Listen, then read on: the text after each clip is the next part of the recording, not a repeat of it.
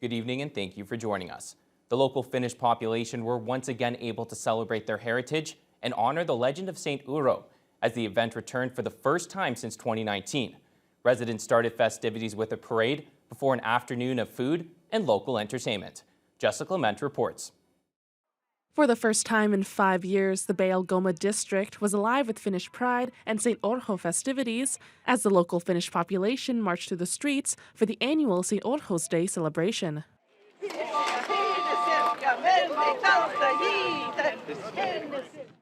Hosted by the Finlandia Cooperative of Thunder Bay, the parade started at Bay Credit Union before going down Bay Street and continuing on Cumberland Street towards the Prince Arthur Hotel, where the rest of the festivities took place. The St. Urho celebration was held for 37 years straight until 2019, when the pandemic shut everything down.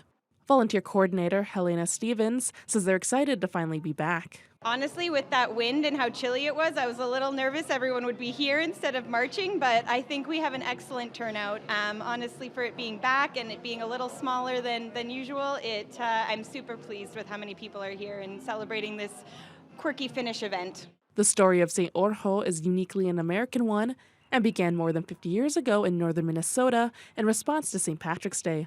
It claims St. Urho chased the grasshoppers out of Finland wielding only a rake, saving the country's grape crop. You know those pesky grasshoppers, they get into everything.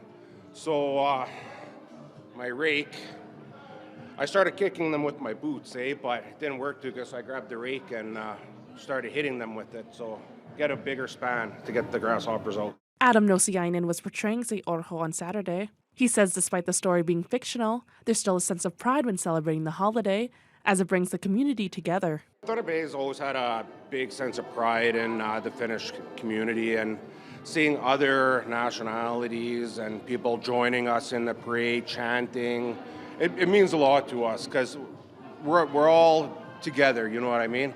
And the more people that we have to celebrate this day, the better it is. Just the show of Finn pride here in Thunder Bay is so heartwarming right before St. Patrick's Day weekend. It's good to see that purple mixed in with all that green, and I love it. The energy today and the vibes have been really great. Jessica Clement, TBT News.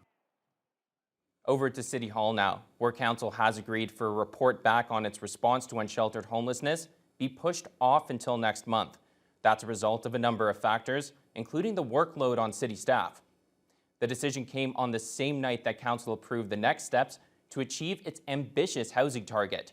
The goal is to build nearly 1,700 units in the next 3 years. City staff said with that being a priority, other projects, including the homeless response, would have to be delayed. There was a discussion about introducing certain bylaws to manage homelessness. City Manager Norm Gale reminded Council that could contradict its previous decision to focus on a human rights-based approach.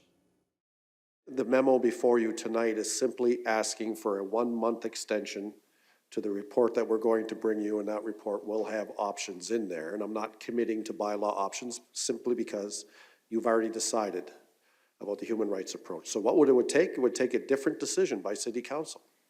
And you have a bylaw, a procedural bylaw that lets you do that. Process to follow. The Unsheltered Homelessness Response Report is now due back on April 22nd. Let's head over to Ignace, where the township has now reconstituted its Willingness Committee. The committee had been suspended in early January. The municipality is expected to decide this year whether they're willing to play host to a nuclear waste site nearby. The new Willingness Committee is charged with providing guidance to Ignace Council on the community's willingness to host the Deep Geological Repository for spent nuclear fuel. That's being proposed by Canada's Nuclear Waste Management Organization. With 13 members, compared to the original 4, Mayor Kim Bakery says the new committee will have more capacity to engage with the public. This ad hoc committee will work with council, and they will work with the community members to make sure that they're informed. Any decisions, any information that they want, they'll send them in the right directions. They will work with the consultants that we hired, and then they'll bring their decisions, any recommendations to council. There are 9 citizen members on the committee, including 4 returning members, as well as 2 councillors and 2 municipal staffers. We now turn to the conflict in the Middle East, where aid was delivered to Gaza by ship through a maritime passage for the first time today. It comes as ceasefire talks are expected to resume tomorrow. CTV's Jeremy Sharon reports. The first shipment of maritime aid cargo unloaded onto the shores of Gaza, 200 tons of food and supplies, but some humanitarian organizations say this really is not the answer, nor will it be enough. More aid was airdropped today too. German air forces helped deliver several tons of food for the first time. As the aid organization World Central Kitchen says, another ship is being loaded in Cyprus. We are loading a new boat ready to deliver more aid. Inside those pallets we have beans, canned meat, we have flour, rice, and of course we have dates. There are few details on how delivery of the aid from the ships will work.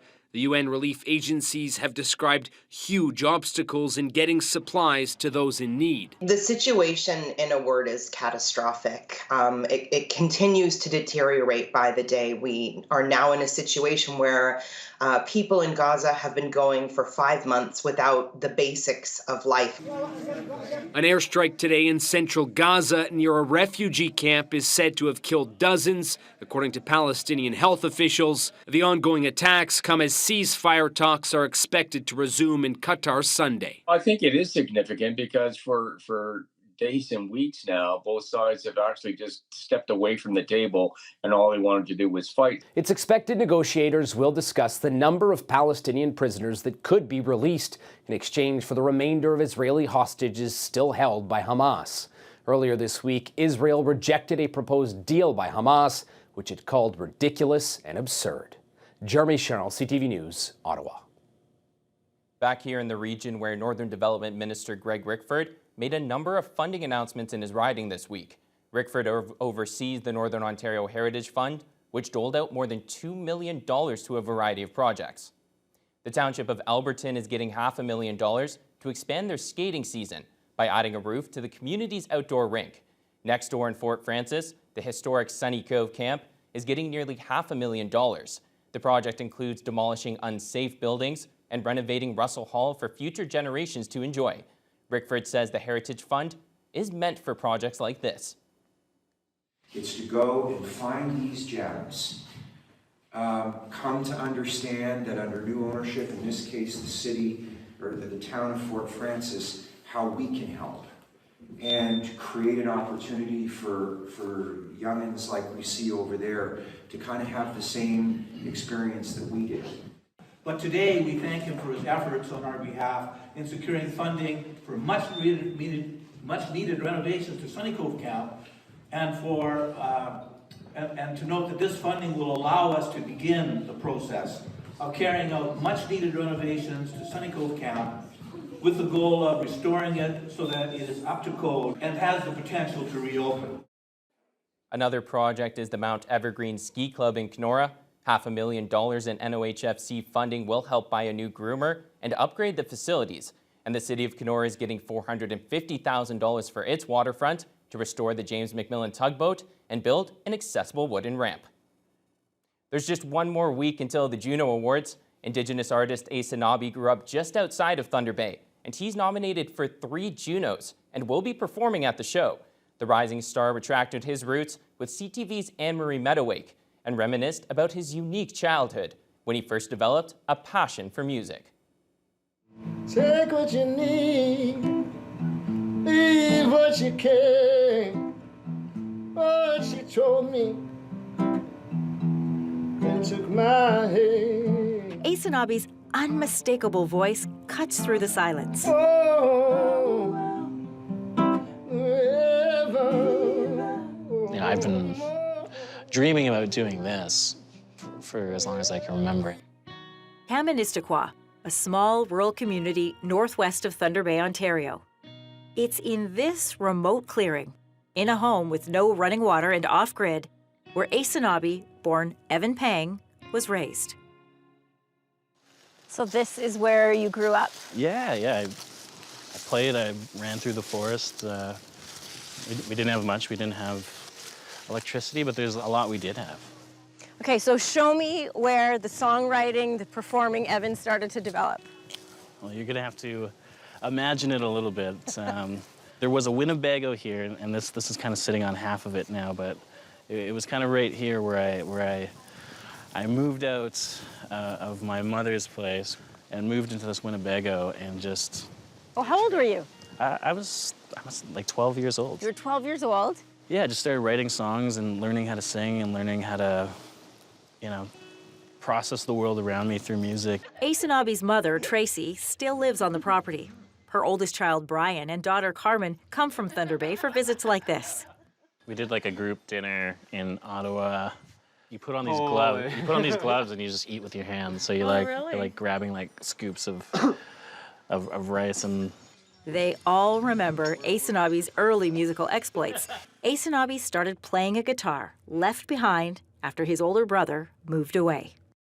Had there been something else there, had there been a paintbrush, had there been a hammer, and I got into carpentry, had I gone into anything else and then just put my time into it and my passion and, put my spirit into it, yeah, it could have been different perhaps. A guitar was just there. And we'll have more local memories from that interview with Asanabi on our Sunday edition newscast.